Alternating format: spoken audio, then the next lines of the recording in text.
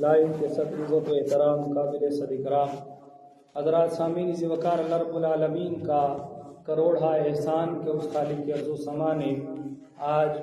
ایک مرتبہ پھر اس بابرکت دن میں مجھے اور آپ سب کو اپنے گھر کی حاضری نصیب فرمائی۔ چند ایک باتیں، بڑا خوبصورت بیان آج کے دن کی مناسبت کے حوالے سے کہ آج داماد رسول خلیفۃ المومنین اور آقا کریم علیہ الصلوۃ والسلام کے سچے پکے عاشق اور جانثار پیارے مصطفیٰ کریم علیہ الصلوۃ والسلام نے جن کے نکاح میں یک کے بعد اپنی دو صاحبزادیاں دی، وہ عظیم صحابی رسول حضرت ذوالنورین عثمان بن عفان المعروف عثمان غنی رضی اللہ تعالی عنہ، آپ کا یوم وصال ہے، تو اس حوالے سے بڑی خوبصورت باتیں قبلہ حضرت علامہ آصف رضا قادری صاحب نے بڑی خوبصورت گفتگو فرمائی۔ اللہ آپ کے علم و عمل کے اندر اضافہ فرمائے۔ اتنی خوبصورت گفتگو کے بعد سننے والوں کا یقیناً ایمان تازہ ہو جاتا ہے، تو جب بندے کا ایمان تازہ ہو پھر اس کا اظہار چہروں سے بھی ہوتا ہے اور زبانوں سے بھی ہوتا ہے، تو جس کا ایمان تازہ ہوا ذو محبت سے بولے سبحان اللہ۔ میں نے چند ایک باتیں آپ آباد جانتے ہیں کرنی ہوتی ہیں، اور بس اپنا ایک میرا ذوق ہے، اپنا ایک سلسلہ ہے۔ بات صرف اتنی ہے، جس محبت سے آپ سنیں گے فقیر اسی محبت سے آپ کے سامنے چند باتیں پیش کرے گا، تو ذوق کا مظاہرہ ذرا محبت سے پھر کیجیے سبحان اللہ۔ اب زبان خاموش کوئی نہ رہے، بات قرآن کی ہونی ہے یا میرے مصطفیٰ کے فرمان کی ہونی ہے، تو جب دونوں باتیں حق ہیں اور سچ ہیں، جیسے دونوں ذاتیں حق ہیں ویسے ان کی باتیں بھی حق ہیں۔ جب ذات حق ہو، بات حق ہو، تو پھر بندہ وہی ہے جو مالک کا ذکر سنے اس کی تعریف میں کہے سبحان اللہ۔ سامعین ذی وقار، حال ہی کے اندر ایک ایسا واقعہ رونما ہوا کہ جس سے ہر وہ مسلمان کہ جس کے دل کے اندر ایک ذرہ برابر بھی ایمان کی رتی موجود ہے، ایمان موجود ہے، اس واقعے سے وہ بڑا افسردہ ہے، اس کے دل میں تکلیف ہے کہ آخر یہ معاملہ ہوا کیوں ہے۔ وہ واقعہ جو سویڈن کے اندر اس ناپاک اور غلاظت سے بھرے جسم کے مالک شخص نے، اس غلیظ ترین انسان نے، میں منبر رسول پہ بیٹھا ہوں، بڑے محتاط لفظ بول رہا ہوں، اس غلیظ انسان نے جو حرکت کی وہ مسلمانوں کو کسی صورت میں قابل قبول نہیں ہے کہ اللہ رب العالمین کی وہ عظیم کتاب کہ جس کتاب کا جب کوئی مقابلہ نہ کر سکا، جب کوئی علمی میدان کے اندر اس کی کوئی مثال نہ لا سکا، جب کوئی قرآن کے مقابلے کے اندر اپنا علم نہ پیش کر سکا، بڑے بڑے فلسفی اور بڑے بڑے علم و صرف کے مالک اور بڑے بڑے کمالات کے مالک، مختلف علوم کے ماہر جب لوگ جو بھی قرآن کو پڑھنے بیٹھتا تھا وہ اس نیت سے بیٹھا ہو کہ میں قرآن کو پڑھوں گا، اس میں کوئی نقص تلاش کروں گا، پھر مسلمانوں کے سامنے وہ بات رکھوں گا،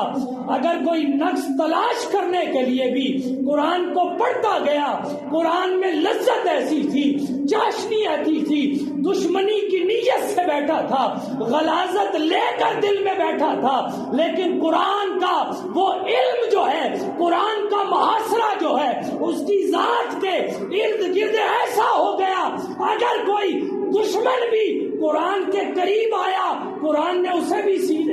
سینے سے لگا کے ہدایت کے راستے پہ گامزن کر دیا۔ وہ عظیم کتاب کہ اگر دشمن بھی اسے پڑھنے بیٹھے یہ اسے بھی ہدایت دے دیتا ہے۔ بڑے بڑے علم والوں نے، بڑی بڑی عقل والوں نے، بڑی بڑی سوچ والوں نے اپنی عقل کے گھوڑے دوڑانا شروع کیے، قرآن کا مقابلہ کرنا شروع کیا کہ ہم اس کے مثل کوئی ایک کتاب بنا ڈالیں، ہم اس کے مثل کوئی ایک سورت بنا ڈالیں، ہم اس کے مثل کوئی ایک آیت بنا ڈالے، یہاں تک کہ اللہ نے واضح فرما دیا وَإِن كُنتُم، میں نے جو کتاب تمہیں عطا فرمائی ہے اگر تمہیں اس میں شک لگتا ہے، اس میں تمہیں عیب لگتا ہے، برائی لگتی ہے، ہم نے جو اپنے بندے پہ نازل کیا ہے، اگر شک ہے تو اس کے مثل ایک لفظ لے آؤ۔ اور پھر رب خود ہی فرماتا ہے یقیناً تم سارے اکٹھے بھی ہو جاؤ تم پھر بھی نہیں لا سکو گے۔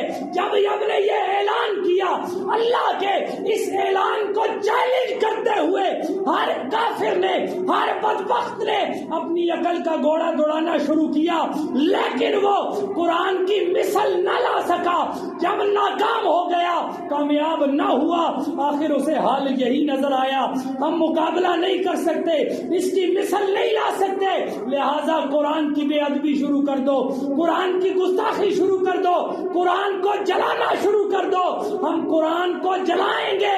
شاید اس طریقے سے قرآن ختم ہو جائے، رب کا فرمان ختم ہو جائے۔ لیکن سنو، میرے رب نے قرآن کی حفاظت کا یہ اہتمام کیا ہے کہ نہ صرف کتابوں کے ورق پہ قرآن کی آیتیں ملیں گی، بلکہ 6 سال کا بچہ ہے، اس کا سینہ بھی قرآن کے نور سے رب نے منور کر دیا،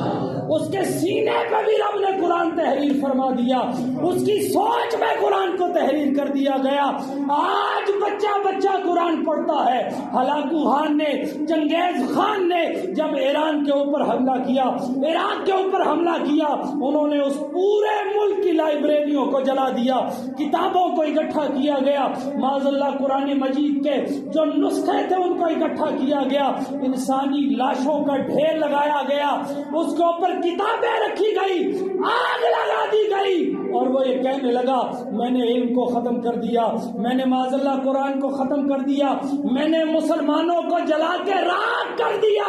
ادھر وہ مسلمانوں کو جلا رہا تھا، ادھر گھر میں بیٹھا ہوا 10 سال کا بچہ پڑھ رہا تھا الف لام میم ذالک الکتاب لا ریب فیہ، اور پھر رب کا یہ فرمان پڑھ رہا تھا انا نحن نزلنا الذکر وانا لہ لحافظون، کہ رب فرماتا ہے کتابیں جلانے سے قرآن ختم نہیں ہوگا، کیونکہ اس کی حفاظت کا ذمہ خود رب العالمین نے اٹھا رکھا۔ محبت سے بولے یار سبحان اللہ۔ آج یہی تو عالم ہے، آج ہماری یہی تو بات ہے۔ ہم لوگ تو قرآن پڑھنا تو دور، قرآن سن کے سبحان اللہ کہنا بھی گوارا نہیں کرتے۔ ہم آج قرآن کے لیے آواز اٹھانا تو دور کی بات ہے، آج ہم عظمت قرآن کے حوالے سے بات کرنا تو درکنار، کوئی بات کر رہا ہو ہم اس کی بات کو سننا گوارا نہیں کرتے۔ آج قرآن جلایا گیا، علماء فرماتے ہیں اس کی 2 وجہ ہے۔ ایک وجہ یہ ہے کہ وہ بدبخت، وہ لعین جو اپنے آپ کو بہت بڑے علم کے ماہر سمجھتے ہیں، جو کبھی جہاز بناتے ہیں، کبھی بحری جہاز بناتے ہیں، اور کبھی نہ جانے کیسی کیسی سائنس کے ذریعے ایسی ایسی چیزیں بنا ڈالتے